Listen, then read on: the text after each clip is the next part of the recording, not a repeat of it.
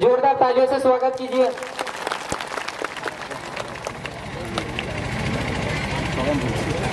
जाजम से पूछ रही हूँ बोलूं कि नहीं बोलूं, पता नहीं। शिवराज सिंह जी बोलने का अवार्ड दिया है मुझे, तो क्षेत्र के लोगों के सामने नहीं बोलती हूँ ज्यादा मैं। वॉल्यूम बढ़ा दे भाई, आवाज भोपाल नहीं दिल्ली तक जानी चाहिए, ठीक है। सबसे पहले मंच पे हमारे क्रांतिवीर पर हमारी पीढ़ी के लिए हमारे भगवान, जिनको मैं नमन करती हूँ, प्रणाम करती हूँ। और विश्व आदिवासी दिवस के साप्ताहिक कार्यक्रम में मैं तो बोलूं 365 साल ही चलना चाहिए कार्यक्रम, चलना चाहिए कि नहीं।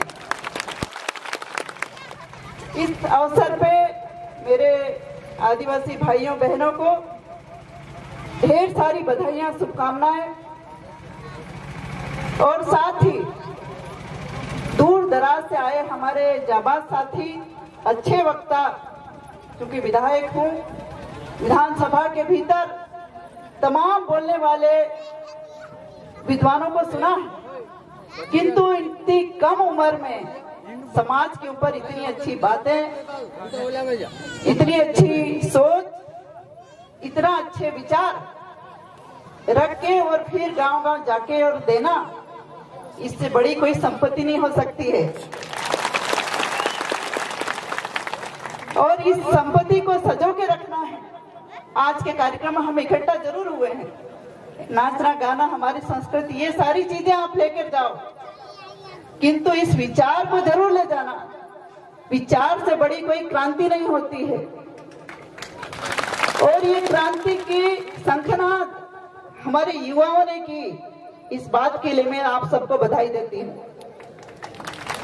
भाइयों, मैं भी आपके तरह, आपके जैसी, ये जितने पगड़ी वाले कम दिख रहे हैं, मेरे माता पिता तो सब वही थे। उनके परिवार में जन्म लेकर आगे बढ़ी हूँ, पर एक ही काम उन्होंने मेरे लिए किया, जो धन दौलत दी है वो है शिक्षा। शिक्षा रूपी धन दौलत मुझे दी है, जिसकी बदौलत मैं आपके सामने बैठने की हिम्मत, बोलने की हिम्मत, चुनाव लड़ने की भी हिम्मत, ये हिम्मत सब में नहीं होती है। वो सारी चीजें मुझे शिक्षा की बदौलत आई है। और जब विधानसभा में भी बात आती है, कई लोगों को लगता है वास्तव में एक मछली पूरे तालाब को गंदा करती है, उसी परिभाषा में मैं भी आती हूँ, क्योंकि मैं भी विधायक हूँ।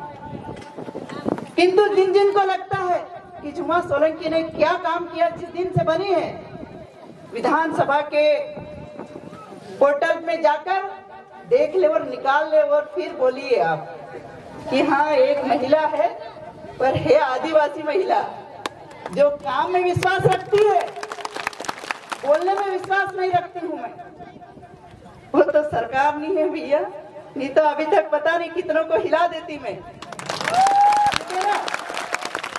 पहला काम, जैसे सर आपके बोल रहे थे, नहीं शिक्षा, क्योंकि मैं भी उस कमी को पहचानती हूँ और ये भी देखती हूँ कि हमारे बच्चे 5वीं 8वीं 10वीं के बाद ग्रेजुएशन करने वाले बहुत कम हैं। दोनों तहसीलों में ITI खुलवाए और फिर बनने भव्य बिल्डिंग बना। मैंने कहा आप देखती हूँ कितना क्या है, मैंने कहा कितने ट्रेनिंग लेने आ रहे हैं, तो पता चला एक भी नहीं है। वो मंदिर जैसे आपकी बहन के नाते मैं आपके साथ खड़े रहूंगी और आपके लिए काम करूंगी।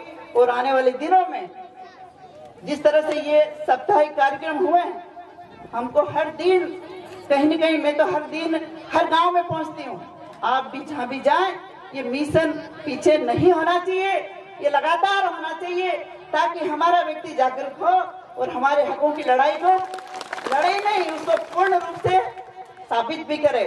नहीं तो सिर्फ चिल्लाने, नारे लगाने से काम नहीं होने वाला, उसको पूरी तरह से साबित करना होगा। साबित करने का मतलब है हमारा राज, हमारी धरती, हमारा राज, तो जाके हम लोग ये सब कर पाएंगे, नहीं तो नहीं होगा। नहीं तो दबाने के लिए तमाम कोशिशें हैं, तमाम कोशिशें ये हो रही कि जैसे अच्छे संगठन गांव खेड़े से लगा के मोहल्ले एक एक घरों से युवा आगे हैं, उनको किस तरह से दबाया जाए, ये साजिश हो रही है। किंतु इसमें आपको पीछे नहीं होना है। आपके साथ पूरा समाज खड़ा है और आपके नेतृत्व में भी कार्यक्रम होता है, आप अकेले नहीं हो। देखो आधी माताएं बहनें आपके कार्यक्रम में आई हैं या आपके सपोर्ट में आई हैं, तो मैं भी आपकी बहन के नाते आप सबके साथ में खड़ी रहूंगी और टंट्या मामा और बिरसा मुंडा को फिर से नमन करती हूँ और साथ में बाबा साहेब को, जिन्होंने हमारे हकों की लड़ाई को पूरी ताकत के साथ संविधान बना के बहुत मजबूत किया है। किंतु यदि उनको बरकरार नहीं रखा तो उनका जो आखिरी शब्द थे बाबा साहेब के कि मैं जीवित रहूं या नहीं रहूं, किंतु आपको जो ताकत दी है इसको आप कम नहीं करना, बढ़ाते जाना है। नहीं बढ़ा सकते हो तो इसको जितना स्थिर कर सकते हो उसे करो, ये उनके आदेश थे और वो हमको बरकरार रखना चाहिए। और बिरसा मुंडा युवा उस समय छोटी धोती और एक गले में उनका एक गमछा होता था और तीर कमान। गांधी जी ने देखा कि एक युवा की आवाज पे लाखों लोग, हम तो ये हजारों में हैं, लाखों लोग सुनने के लिए कैसे आए हैं, वो भी सिर्फ एक कपड़ा। तो उन्होंने बोला इस कपड़े में ताकत है, तो उनसे शिक्षा ली, बिरसा मुंडा से शिक्षा ली और उन्होंने भी वही धोती, छोटी धोती पहनने लगे, सूट बूट छोड़ के और धोती पहनने लगे। तो हम लोग तो जो प्रकृति पूजक हैं, हमारे से शिक्षा लेने वाला विश्व है। आप एक में छोटा सा उदाहरण देके बात खत्म करूंगी। हम लोग मूल मालिक हैं, आप सब बोल चुके हो, मैं दोहराना नहीं चाहती। यदि जिसने भी अपना घर बनाया है उसकी एक ईंट भी गिरती है तो सबसे ज्यादा तकलीफ किसको होती है? भाई राजू भाई ने घर बनाया है, इसका घर टूटे तो दुख किसको होगा? इसको ही होगा ना कि हमारे को होगा? उसी को होगा। ये भारत देश को बनाने वाला आदिवासी है। यहाँ जितना नुकसान होता तकलीफ हम समाज वालों को होती है। जंगल काटने वाला आदिवासी नहीं है, जो काट के ले जाते हैं इल्जाम हमारे पे लगाते हैं। तो हम मूल मालिकों को तकलीफ होती है कि हमारी जमीनें हमसे छीन रही, जंगल हमारे से कट रहे, नदियां हमारी बर्बाद हो रही, बड़े बड़े बांध बना के हमको पलायन होके निकाला जा रहा है। तो ये तकलीफ हम सबको होती है और ये तकलीफ हम सब झेल रहे हैं और हम हमारे अधिकारों को लेंगे।